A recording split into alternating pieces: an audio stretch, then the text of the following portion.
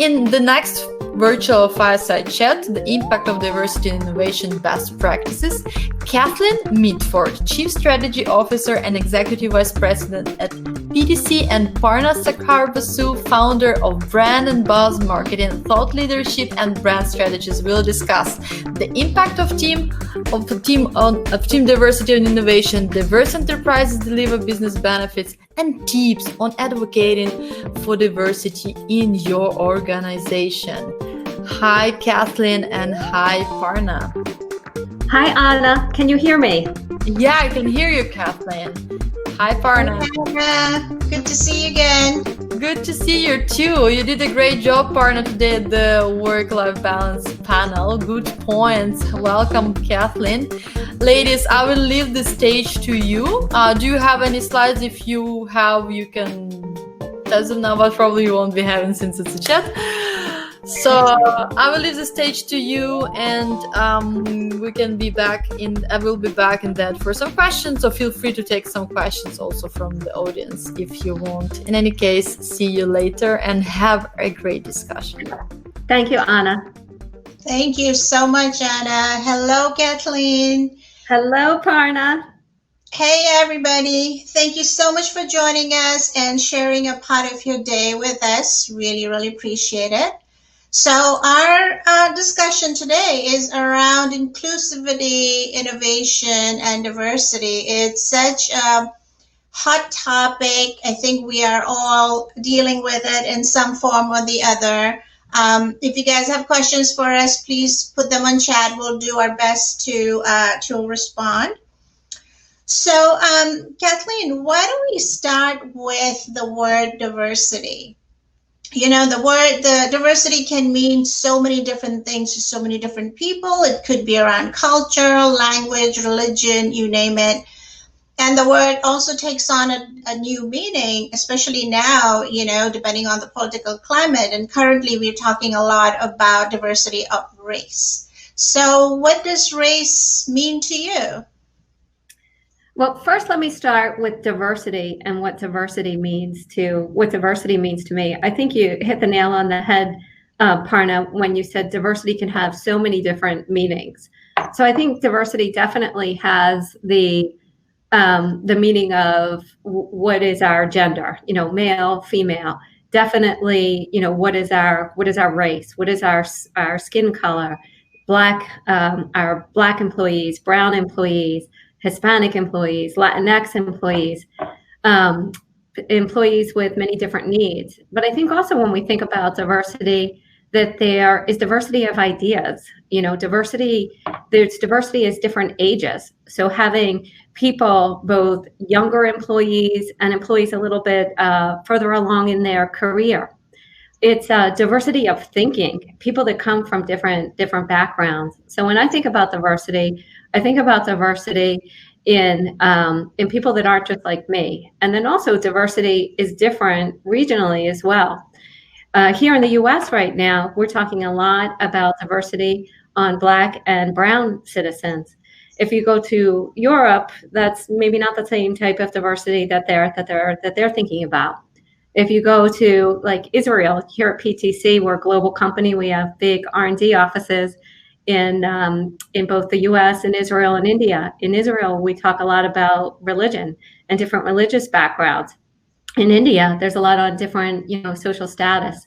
So for me, diversity is really opening your mind to think not just about the typical definition of diversity, but all the other aspects of diversity as well, where race is absolutely a big component of diversity and something that we need to be aware of, and we need to embrace that diversity.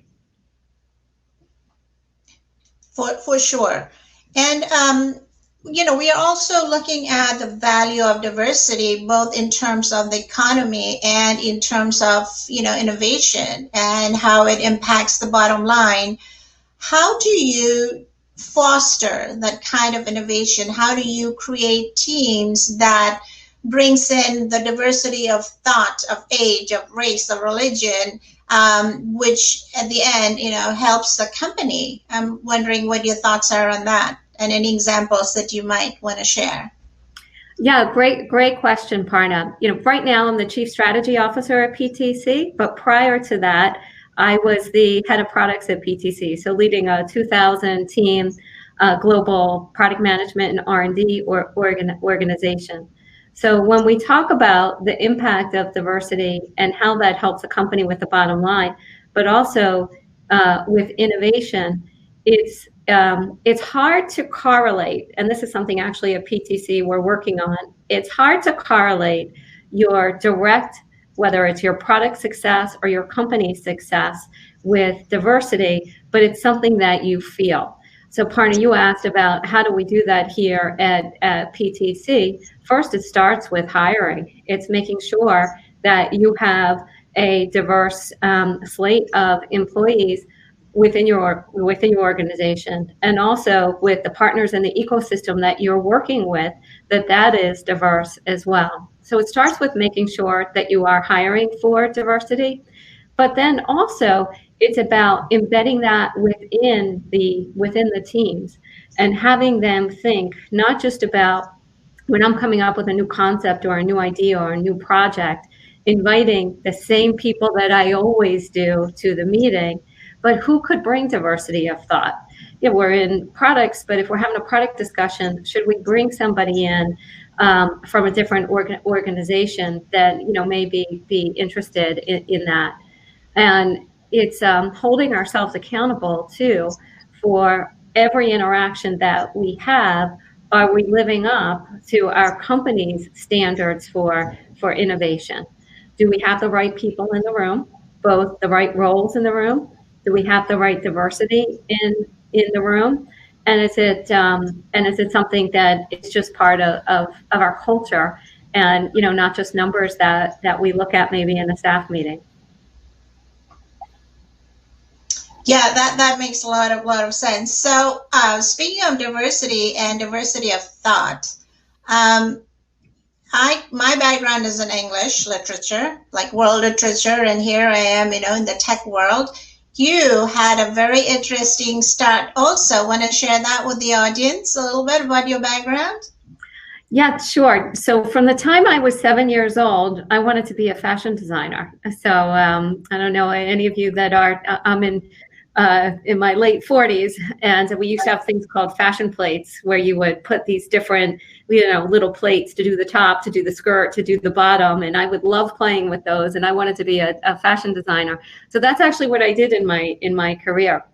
So I went to school for fashion design. I worked in New York as a menswear fashion designer for about 5 years, and then I got involved in technology for fashion.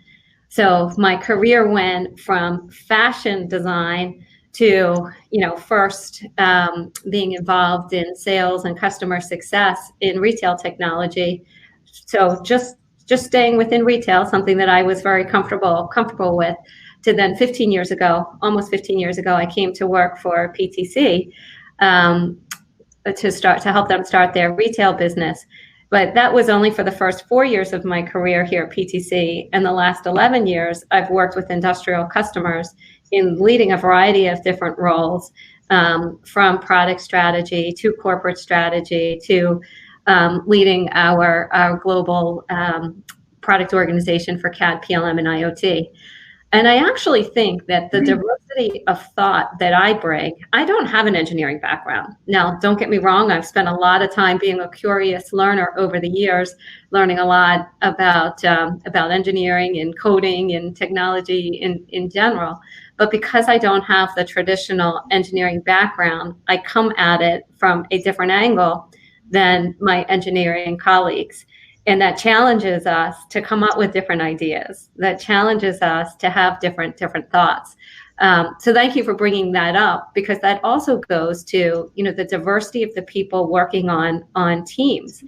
Years ago, we used to always hire people that looked like us, people that came from a CAD and PLM backgrounds or an IoT background, people that went to the same colleges, people that looked like us, that here at PTC years ago, we used to have a lot of executives that were, played football and were college sports.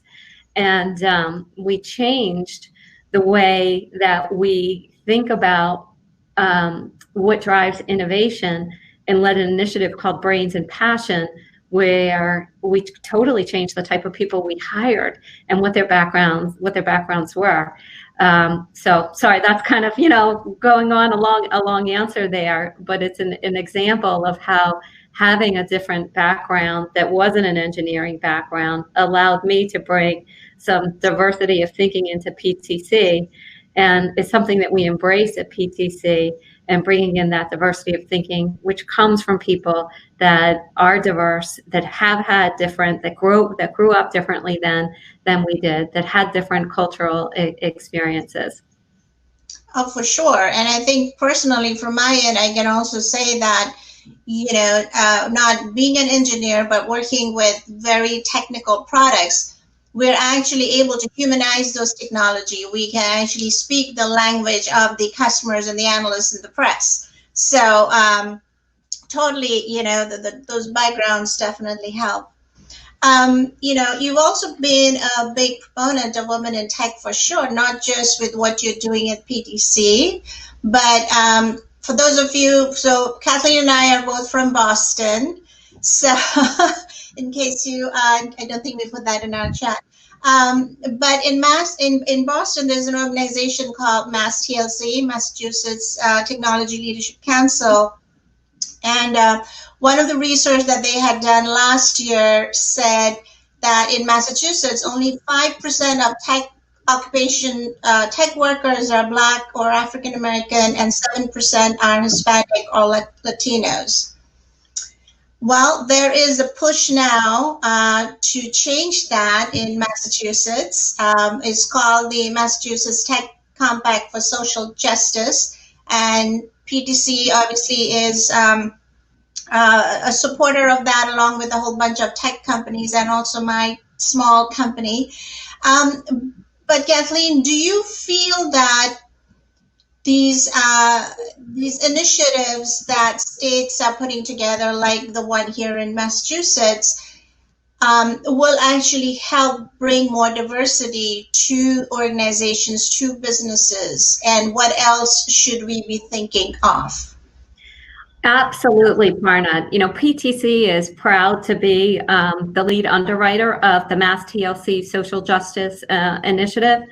And we think that is very important for companies to not only to be committed to diversity within their own organization, but also within their community.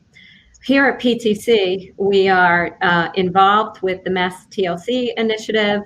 We're a founding member of the Mass High Tech Council Women in Leadership Initiative. We were a founding member of the Massachusetts LGBT Chamber of Commerce and getting that started.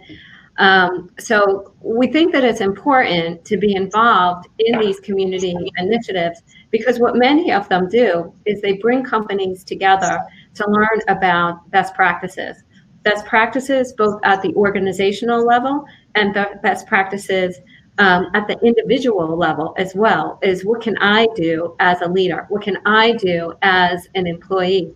And I have to say, I have learned so much over the last couple of years. It's probably been about 3 years now that I've been very heavily invested in women in tech and helping to promote women in technology. But I've learned so much by going to events and talking to people. So hopefully that answered your question. But I think it's an important component, because every company addresses it slightly.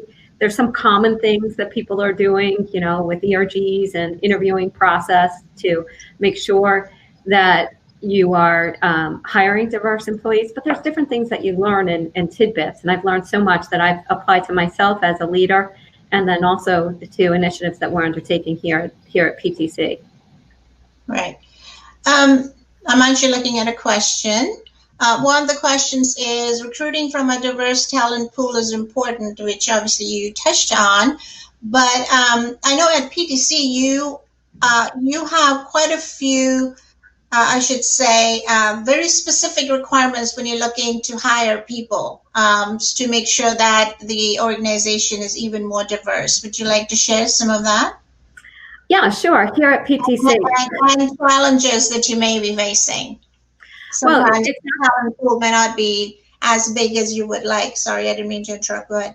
Yeah, no problem. Yes, here at PTC, we do have, we absolutely have goals for increasing our diversity. And it was something our CEO, it was very important to him a couple of years ago to share with our employee population what our diversity statistics are, and then to set a goal and how we are increasing diversity over the next four years. Now, measuring diversity becomes challenging because in the U.S. you can measure Black and brown employees, you can measure Hispanic and Latinx employees, you can measure gender. When we get globally, because of the privacy regulations in Europe, it's not as easy to be able to measure. And then also, as I talked about earlier, because diversity means something different in different countries, you know, like Israel, like India, like Japan, like China, it's hard to put global statistics around that. So yes, we have set goals to do that. There are challenges in the pipeline. You know, there are not enough diverse candidates. And when I talk about diversity, I'm specifically here talking about diversity in gender, diversity in Black and brown employees, diversity in Hispanic and Latinx. We've had success in bringing in diverse candidates at the entry level, but as all the reports talk about, as you go higher up, you know, the ladder, the broken ring, there's a smaller pool of candidates, and those candidates are highly sought after. So it becomes you know, very difficult to fill diverse slates. For example, if you're looking for a new member of your executive team that is Black or brown or Hispanic or Latino, women are getting a little bit easier. We haven't solved that. So it's a challenge. So we invest in not only within our employees, within our community, but also part of the community is educating for the future industrial leaders, whether they're in engineering, whether they're in manufacturing, or whether they are in service. So as part of our community outreach and our education program, we do a lot of programs on providing our technology, and not just our technology, but employees to go and help schools with teaching STEM at earlier ages. You know, in fact, I lead our education program here with Jordan Cox, who's our head of education, and one of the big challenges that we're seeing, not just in, you know, diverse regions, but generally right now, is access to technology because of COVID and remote learning. I don't know about the rest of you, but my daughter started third grade today, and it was a very traumatic experience. Luckily for me, she was in person, but we were supposed to have some Zoom calls for my son starting kindergarten tomorrow, and that's all, you know, a little bit messy. But the current COVID situation makes it even more challenging to get the right technology to the future engineers. So we're offering Onshape, which is our SaaS-based CAD program, free of charge this year to all schools and universities out there. But in addition to that, we're putting a special effort on places where there are underrepresented minorities and working with different groups to get that technology, to get kids excited about STEM, about technology. So when my daughter graduates, and when my son, my daughter, you know, a woman in tech, so that we're not going to have this pipeline problem with all different types of diversity backgrounds. Right. So I guess this kind of begs a question what happens if somebody is not diverse, of color, or, you know, or as we were talking about, you know, black or brown skin or what have you. do you feel there is a danger that people may be hiring diversity or just to kind of, put a check mark on the box and not take into account as much of, of their skill sets? So it's kind of, looking at the other side is that, yeah, we're going to hire X amount of, women or women of color, but where does the skill set sit? And I feel like that's a conversation that actually we were having in another group, where people are also starting to worry that they may not be hired because people are putting diversity top of the list and they are not diverse candidates. Yeah, that's normally a question that I get asked by my white male employees who are in their 40s or so, a little bit, later in their career, as to what is my career path going to look like with such a focus on diversity. And it is a great question that I don't think I know all the answers to, but I can share that at PTC, we do hire. You need to have the right skills. I was having a conversation about somebody that was diverse, that was looking to be promoted, and a manager wanted to promote them, but they were, 2 job levels away from the job they wanted to promote them in. And I said, that's really going to set a bad example if we promote somebody without giving them the proper training. It will lead to this. We're just promoting people because they're diverse. I oftentimes, because their companies are looking to increase the number of women on boards, my LinkedIn blows up. And one of the first questions I ask when the recruiter calls me, are you calling me because of my skill set, or are you calling me because I'm a woman? And if you're calling me just because I'm a woman, then I really don't want to have, continue this conversation. You need to value the skills that I have. So when we bring it back to what does that mean? At PTC, our first diversity programs were around women in tech. And we over-rotated, I'm not going to say over-rotated, there was a special emphasis to make sure that women were getting the training that they needed. Having special programs just on the needs that women in tech might have, and identifying who are that top talent so that we could accelerate them, that instead of it taking them, I'm pulling a number out of the air, let's say, 5 years to be promoted to vice president, could we shorten that to 2 years because they were investing in their skills, that we had a sponsor working with them to help them make sure that they were that they were headed down the right path. That's something we need to do for underrepresented minorities as well, is make sure that when we bring in diverse talent, that we have those same type of programs, that we've identified who are the next leaders in this group. Do they have a sponsor? Do we have the right training programs specific to them? There are different needs for women in technology.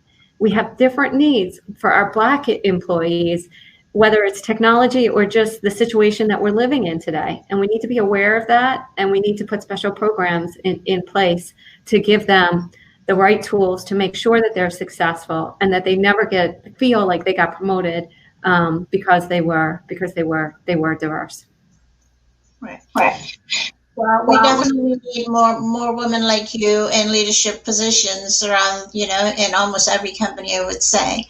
But something that you mentioned earlier, that, the PTC CEO, Jim Hebelman, is kind of the executive sponsor of sorts for you, for empowering you to do what you're doing, and which in turn allows you to create a more diverse community and further empower the various members of the company.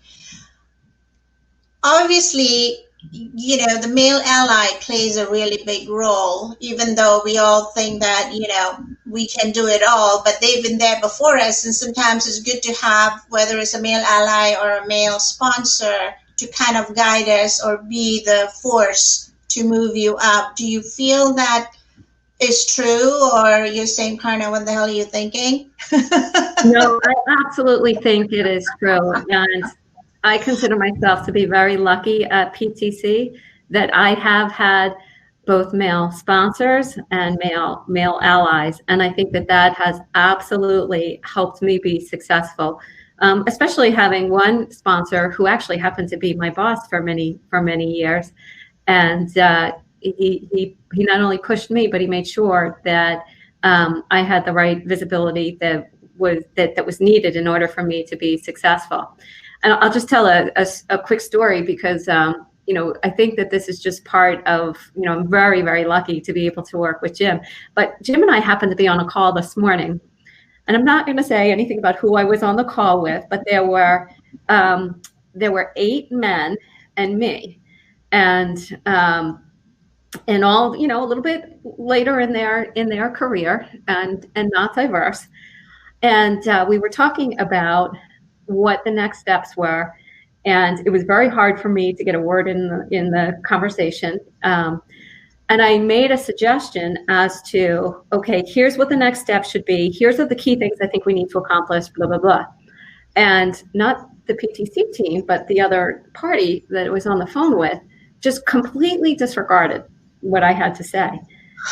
And then somebody else spoke. And then Jim said, well, as Kathleen just mentioned, I think what we need to do, that's a great example of a male ally, for that room, which I'm very lucky. It rarely happens. It doesn't happen that often. It's only a couple times a year I have situations like that.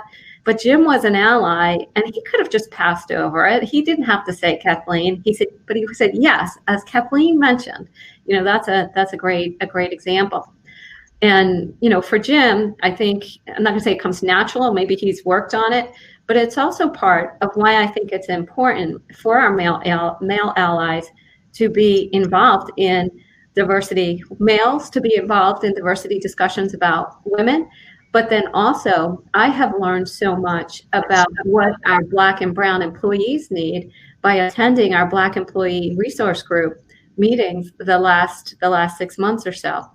I'm the executive sponsor for our OLA, which is our Hispanic and Latinx ERG.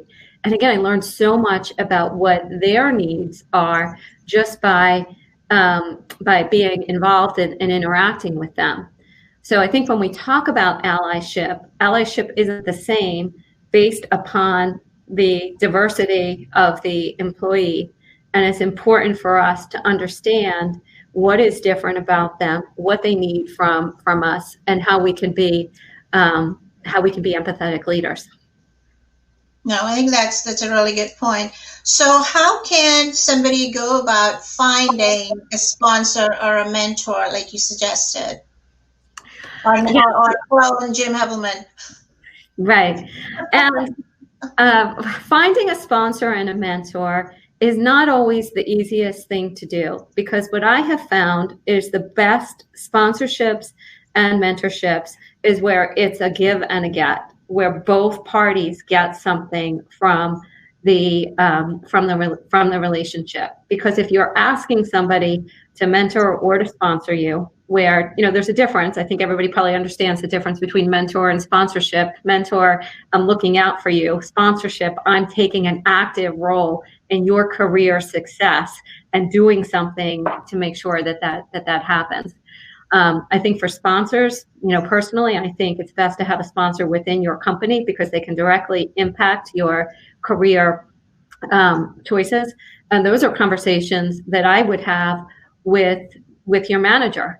Who would be a good sponsor? As your manager, you're supposed to be a sponsor for your employees, but who outside your organization can do that as well? For mentors, for me, I've had a variety of different mentors, both within PTC and then also externally for PTC. I've been able to find members through being associated with different boards. So being a member of the Mass High Tech Council and interacting, with peers and people that are at the next level above. So I encourage you, when you're looking for a mentor, to participate in organizations such as this and others that you're passionate about, because if you're not passionate about it, you're not going to go to the meetings. And then to find a connection with somebody, but where there's a give and a get. Yeah, no, that's for sure. And I so agree with you, the importance of having the ally or the sponsor when you're working in a company. And I know that when I started my company about 2 years ago, it was the same thing. It was not, I didn't have a company, this was mine, but I had entrepreneurs as my mentors, and they were kind of helping me guide as I started my company. Otherwise, I probably wouldn't be here where I am right now. But yeah, I think having allies and mentors is so important. So for people who are in the midst of a career transition, or they're looking to move up the ladder in a company, how should they leverage their diversity without kind of using it, without coming across on a negative side, but really show how their diversity of thought or skills or culture will actually help? But how do you positively put that in your resume? Okay, that is a great question, Parna. And let me think, because I'm not sure I have the perfect answer for that. But I think the first thing to do is to take a step back and think about what is unique and what is different about your skill set, that whether it's your diversity, because your diversity can contribute to that, but what is unique and different about you? What is going to make you stand out?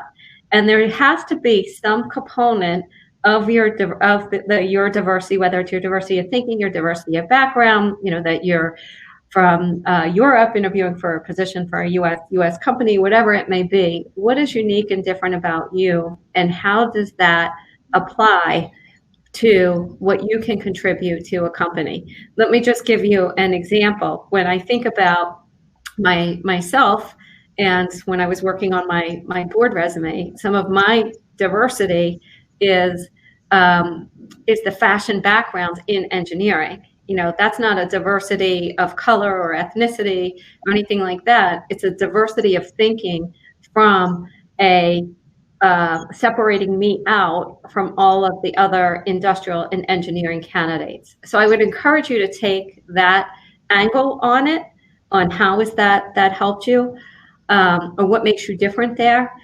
I also think it's important with diversity, if you are committed to increasing diversity within the community, to also talk proudly about that as well. Because when I look at resumes and I see that people have participated in STEM programs, in women in tech programs, in Black employee programs, in Hispanic and Latino, that is something that I do actually look for on a resume, because they feel that it's important to give back to the community.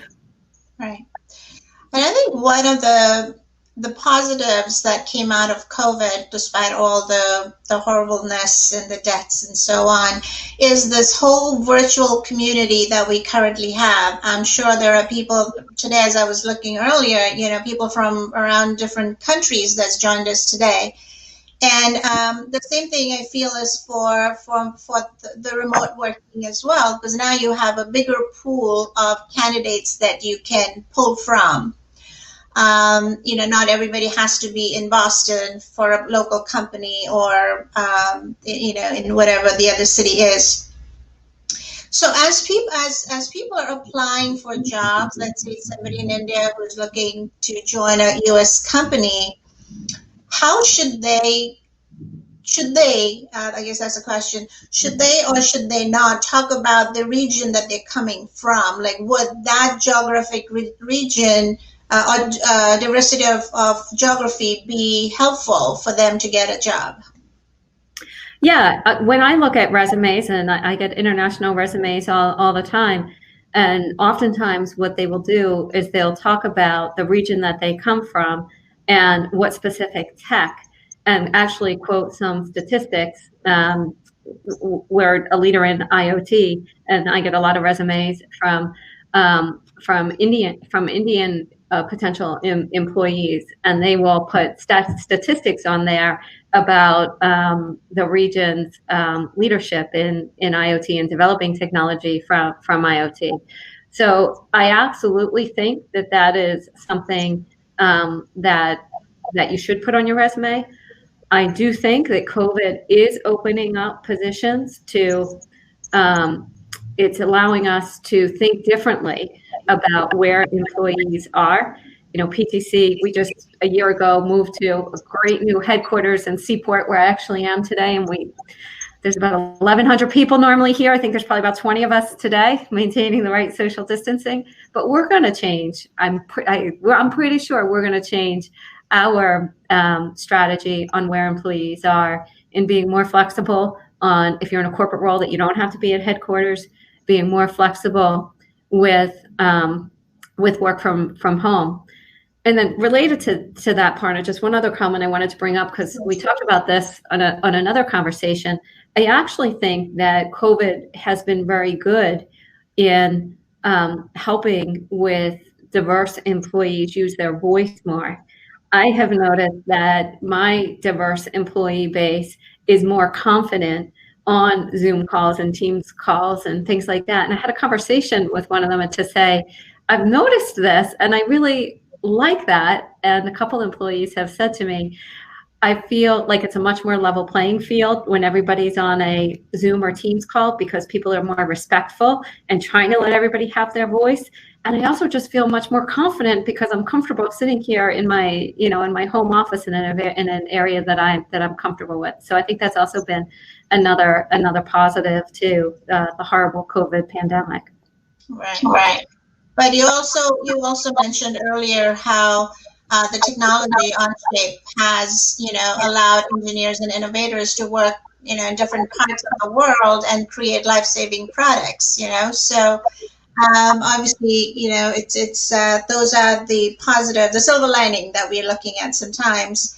And yesterday I was reading this article, which was interesting because I think it was the Washington Post that talked about a new job, a role that has come up now. It's the head of remote workers.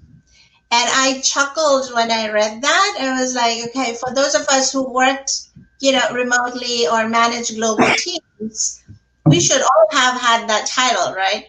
But I'm kind of wondering, with people working more remotely, do you see new job opportunities coming up, or title, like a new position like this, head of remote workers? Like, what's your thought on that? Yeah, like you said, it's hard for me to think about head of remote work, because being a global company and having employees work remotely, that's just part of a technology company, the fiber of who we are. I do think, I actually was in a meeting with my marketing team earlier today. I'm not sure about whether in HR there will be different roles in technology companies, because again, that's just what we do. But if you think about an event strategy, look what we are now. We're on a virtual event. And this is great that we have a chat, but there's like that in-person networking that is missing. So I think that there will be, for existing roles, a redefinition of what success looks like and how you execute that, whether that's in a people organization and how we keep employees engaged in a remote environment, whether it's in a tech company like this, and how we make sure everybody has the right technology, whether it's in a marketing role, and how do you engage with potential clients in a way that they're not fatigued by, Zoom and Teams meetings all day. Right. I think we are coming to a close, but Anna, if I could ask Kathleen one last question. Absolutely, go ahead. You have 1 minute. If you can fit it in the. It's actually a really, really great discussion, and I didn't want to interrupt because you covered so many important points. Please go ahead for the last question. So the last question that I would have is really a tip. So oftentimes we think that in order for us to drive diversity, you have to be part of a company. But I personally think that, each of us can actually contribute to making the world a more diverse place, the workplace more diverse. What tip do you have for individuals to kind of to contribute to this creating this even diverse global ecosystem? The tip I would have is find something that you are passionate about.